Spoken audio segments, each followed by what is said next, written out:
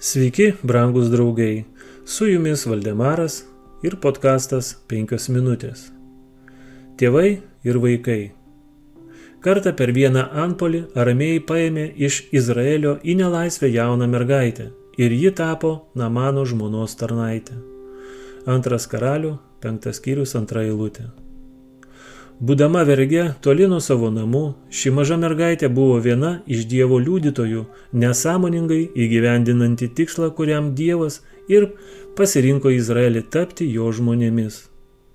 Tarnaudama pagoniškose namuose, ji pamilo savo šeimininką ir prisimindama stebuklingus Eliziejaus gydymo stebuklus, ji pasakė savo šeimininkei, kad nueitų mano šeimininkas Samarijon pas pranašą, kalbėjo ji savo šeimininkei. Jis išgydytų jo raupsus. Ji žinojo, kad dangaus jėga buvo su Eliziejumi ir tikėjo, kad šios jėgos Naamanas gali būti išgydytas. Į nelaisvę paimtos tarnaitės elgesys pagoniškose namuose yra didžiulis paliudijimas apie ankstyvą namų auklėjimą. Nėra didesnės atsakomybės patikėtos tėvams ir mamoms už auklėjimą ir rūpinimąsi savo vaikais. Tėvai deda pačius pagrindus vaikų charakterių ir įpročiams.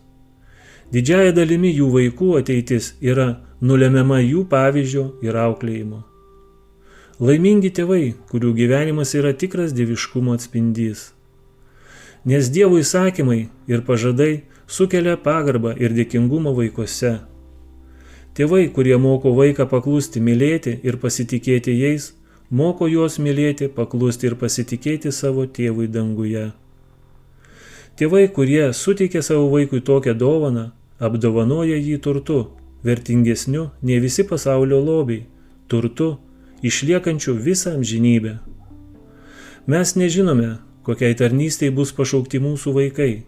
Jie gali praleisti savo gyvenimus namų aplinkoje, jie gali užsiimti įprastais gyvenimo užsiėmimais ar išvykti kaip pagonių mokytojai į kitas šalis, tačiau visi vienodai yra pašaukti būti misionieriais Dievui, perduodantis malonę pasauliui.